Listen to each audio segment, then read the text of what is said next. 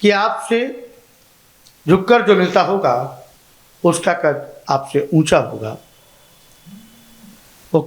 या मैं यूँ कहूँ कि वो अपने फ़न की बुलंदी से काम ले लेगा, वो अपने फ़न की बुलंदी से काम ले लेगा, उसे मकाम न दो वो मकाम ले लेगा। जानी जिन तूफानों से अच्छे अच्छों के आशियाँ उड़ जाते हैं, उनकी हवाओं से हम अपना कपड़ा सुखाते हैं। ना तलवार की धार से, ना गोलियों के बौछार से बंदा डरता है, तो सिर्फ परवरदिगार से, परवरदिगार से।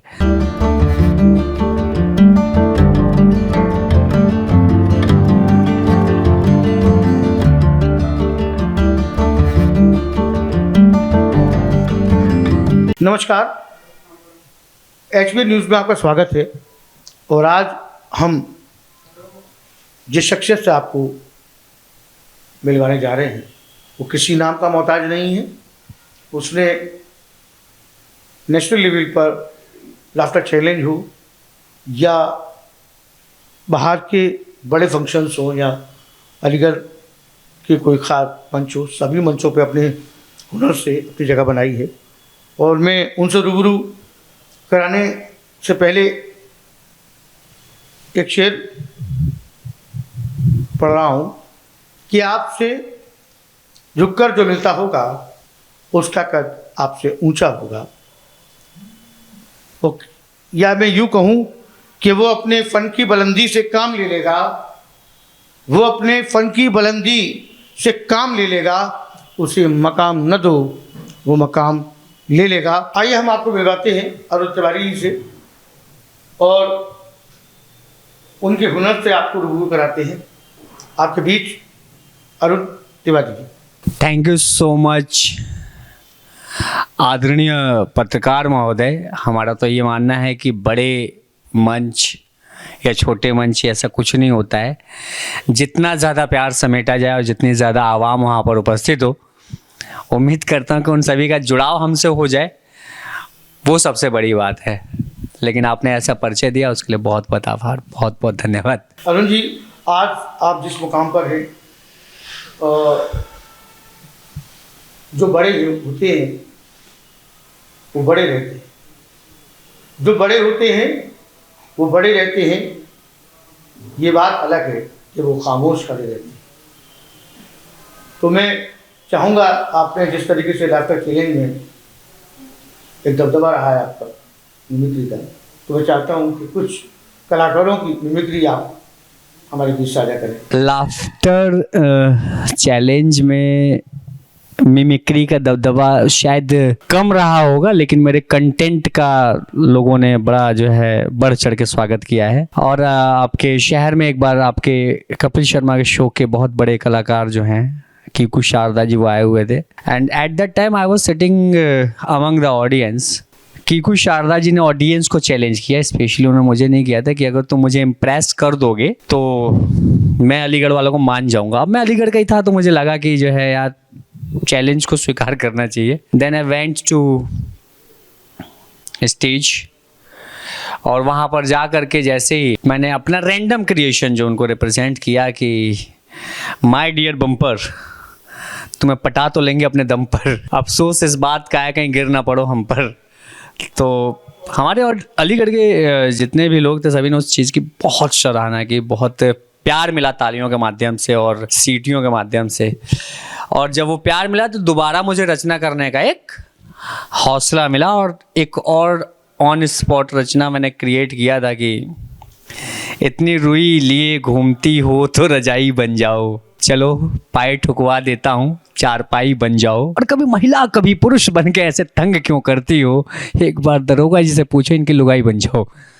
तो इसको भी बहुत सराहना मिली थी। क्या बात। तो सर, राजकुमार साहब की आवाज़ का एक ऐसा दबदबा रहा है बॉलीवुड में, जो आज भी लोग उनकी मिमिक्री सुनना चाहते हैं, उनको सुनना चाहते हैं। उनके अंदाज तो खासा अंदाज है और खासी शख्सियत, उनको आवाज़ से जाना जाता है, उस अंदाज से जाना जाता है जो राजकुमार साहब का अंदाज है।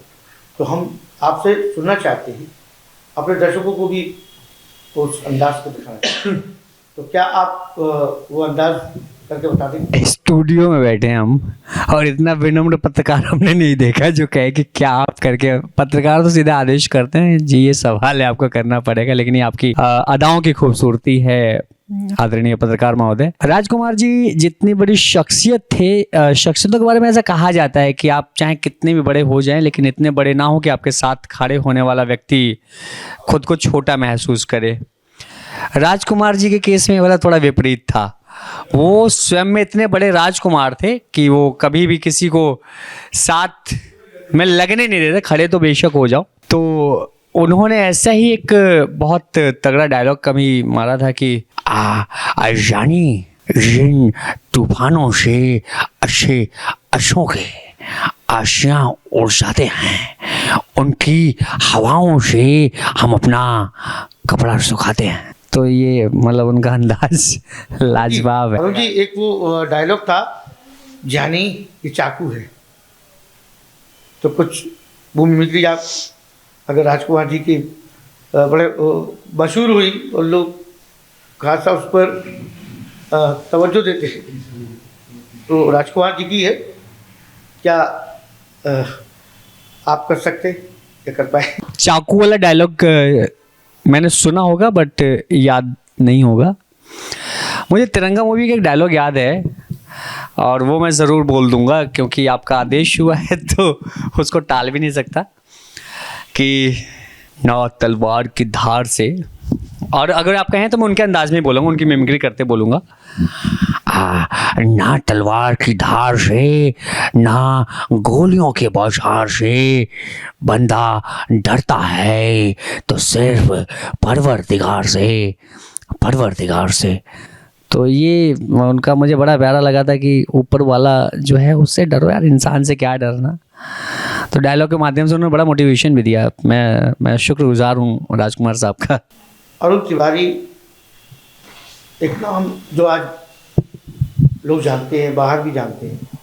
तो ये सफ़र कहाँ से शुरू हुआ और आज तक ये सफ़र किस तरीके से आपने तय किया, थोड़ा कुछ बताएंगे? इस सवाल का उत्तर मैं संदेश की तरह देना चाहूँगा क्योंकि अभी ना मुझे थोड़ी सी चिंता होती है जब मैं अपने बड़े ही प्यारे देश की युवा पीढ़ी को थोड़ा सा भटका हुआ महसूस करता हूँ। हाथों में वो चीज़ें उनकी जब देखता हूँ जो एक निश्चित उम्र तक उनके हाथ में नहीं होनी चाहिए थी, तो मुझे थोड़ा सा डर लगता है भविष्य को लेकर के।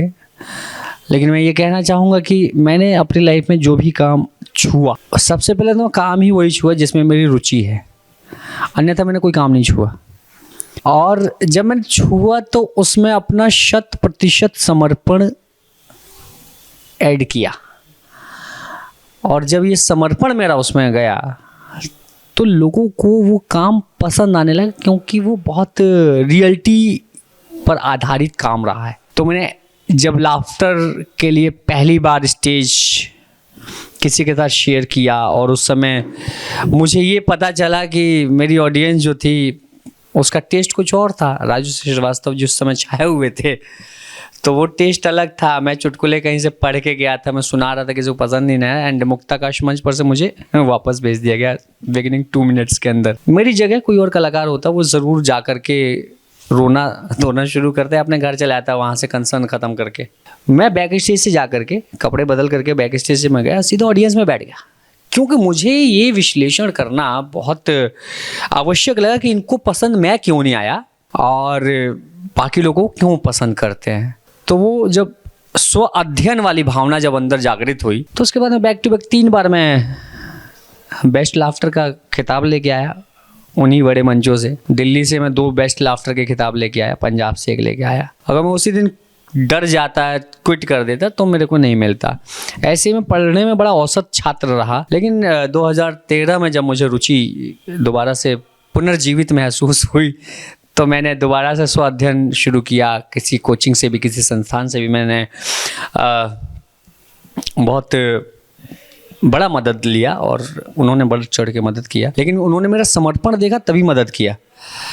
और एक औसत स्टूडेंट जब खुद को समर्पित कर देगा तो शायद पढ़ाई उससे दूर नहीं रहेगी। ये मैं संदेश के रूप में बताना चाहूँगा, क्योंकि आज मैं उसी लगन की वजह से जो मेरे अंदर जागृत हुई, जो उस लगन को मैंने पहचाना, तो उसी लगन की वजह से आज मैं डिग्री कॉलेजेस में जाता हूँ। वहाँ के बड़े बड़े ऑडियंस जो स्टूडेंट्स होते हैं उनको मैं जब लीड करता हूँ, डील करता हूँ, तो मुझे लगता है कि यार जो निश्चय कर लेगा और डगमगाएगा नहीं, तो फिर क्या ऐसी कोई अड़चन है कि वो जगमगाएगा नहीं? जगमगाएगा, अवश्य जगमगाएगा। ये मेरी तरफ से मैं सुनिश्चित कर देना चाहूँगा इस पूरी पीढ़ी को जो आगे बढ़ रही है और छोटी मोटी चीज़ों पर लड़खड़ा जाती है। मुझे दुख होता है उन बच्चों को देख करके कि रिजल्ट में 4-5% उनकी एक्सपेक्टेशन से कम आ जाए अगर तो वो फंदे अपने गले में लगाते हैं। मुझे बड़ा दुख होता है। मैं नहीं चाहता हूँ कि मेरे देश के वो धरोहर जो बहुत कुछ अन्य क्षेत्रों में कर सकते हैं,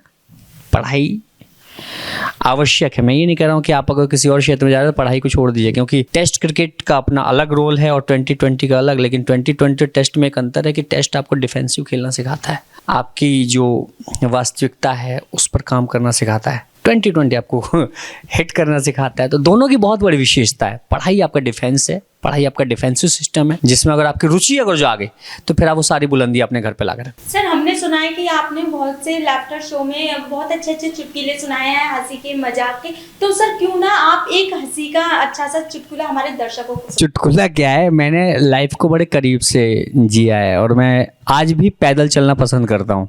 मुझे अच्छा लगता है कि मैं लोगों से मिलता हुआ चलता हूँ, जुड़ता हुआ चलता हूँ। तो थॉट्स भी आते हैं, जब कदम चलते हैं थॉट्स आते हैं। ये इसीलिए मॉर्निंग वॉक बताया गया है आपके ब्रेन को शार्प करने के लिए।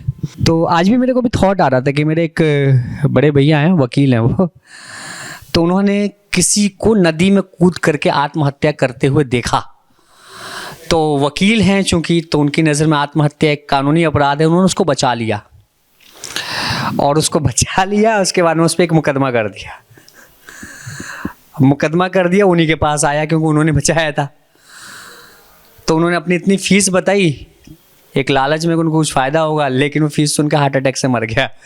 तो उसकी उम्र पूरी हो चुकी थी, लेकिन भैया की कोशिश नाकाम हो चुकी थी। अरुण जी, जैसा कि हम ये देखते आए हैं कि आपने एंकरिंग में भी कई एक बड़े मंच, छोटे मंचों की तो बात नहीं करूँगा, वो शुरुआत पर रहे होंगे। कोई बड़े मंच का कोई अनुभव या कभी, क्योंकि ऐसा माना जाता है कि एक अनाउंसर प्रोग्राम की जान होता है, एक संचालन करता उस कार्यक्रम के सफलता की जमानत है। ये कार्यक्रम सफल है क्योंकि वो उस ऊंचाई तक कार्यक्रम को ले जाता है जिस ऊंचाई पर वो रहना चाहता है। क्या ऐसा मानते हैं आप? मैं ये ज़रूर कहूँगा यहाँ पर एक चीज़ कि एंकर शब्द से लोगों का परिचय थोड़ा कम है, या तो वो उसको सूत्रधार कह करके उसको रिप्रेजेंट करते हैं। लेकिन मैंने जो एंकर शब्द का गहन जब अध्ययन किया था तो मुझे पता चला कि जो बड़ी बड़ी जहाज आपके बड़े बड़े महासागर में, सागर में उतरे हुए होते हैं, तो एक आपने देखा होगा हुक टाइप का होता है, from both of the side एक हुक होता है, और उस हुक को एंकर बोला जाता है। तो उस हुक का पूरा कार्य ये है कि जब वो जल स्तर से नीचे जहाज जाने लगे तो उस एंकर की सहायता से दूसरे जहाज की मदद से दूसरा जहाज वहाँ पे सपोर्ट पे आता है, उसका बेस मिल जाता है उस एंकर को, और वो उस जहाज को लिफ्ट अप करता है। मतलब कि भाव वही है कि जब एक शो, चाहे वो छोटा है चाहे बड़ा है, छोटा शो कौन कराएगा? जिसकी जो है आमदनी या जिसका बजट कम होगा। तो किसी की जेब में 100 रुपये हैं, वो 100 भी खर्च करने को तत्पर है, तो कहीं ना कहीं फिर छोटा शो नहीं है ना, वो तो अपना तो सारी पूंजी लगा रहा है। और जिसके पास करोड़ों रुपए होंगे तो बड़े बजट के शो कराएगा। जब बड़े बजट के शो कराएगा तो उसके लिए वो नॉर्मल है। तो मेरे लिए कोई भी शो छोटा बड़ा मैंने नहीं माना है अपनी विचारधारा में। हाँ, ये जरूर है कि बड़े से बड़ा शो अगर कोई मेरे को दे दे होस्ट करने के लिए, तो मेरी ये बड़ी से बड़ी जिम्मेदारी बन जाती है कि वो शो कभी भी किसी भी पॉइंट ऑफ द टाइम पर डाउन नहीं जाए, क्योंकि उसके बहुत बड़ी पूंजी उसमें लगी होती है और उसका सारा का सारा जो है भार मेरे कंधों पे होता है। मैं बड़ी ईमानदारी से उस काम को करता हूँ। थैंक यू सो मच विशाल जी। ये कहीं ना कहीं मेरे लिए बड़ा मौका है कि मैं आपके सवालों को फेस कर पा रहा हूँ। और मेरे शहरवासियों के लिए मैं ये कहना चाहूँगा कि HBN परिवार जिस समर्पण के साथ समाचार और पत्रकारिता के क्षेत्र में कार्य कर रहा है, आप सभी हर तरह से, चाहे उस चैनल को सब्सक्रिप्शन दे करके, चाहे वीडियोस को प्रमोट करके, आप समर्थन आर्थिक मत दीजिए, मैं नहीं कह रहा हूँ आर्थिक, लेकिन जब आप जो है ना, एक होता है ना कि मोरल सपोर्ट, वो आप अवश्य दीजिए। और देखिए मेरे पास मैंने एक अखबार भी पढ़ा हुआ है, and being a teacher I really want to share this thing to students कि करंट अफेयर्स के क्वेश्चंस आपके तमाम प्रतियोगी परीक्षाओं के पार्ट होते हैं, तो अखबार आपकी जीवन शैली में पढ़ने की एक प्रतिदिन की एक जो है दिनचर्या का हिस्सा होना चाहिए।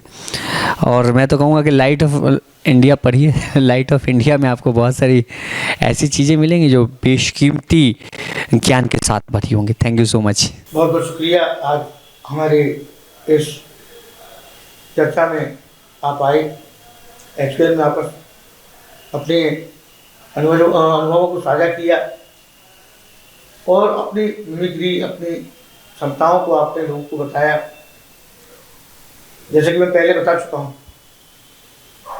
कि जो लोग हुनर रखते हैं वो किसी नाम के मोहताज नहीं होते और उस हुनर के आप मालिक हैं। और ये सिलसिला यूँ ही चलता रहेगा।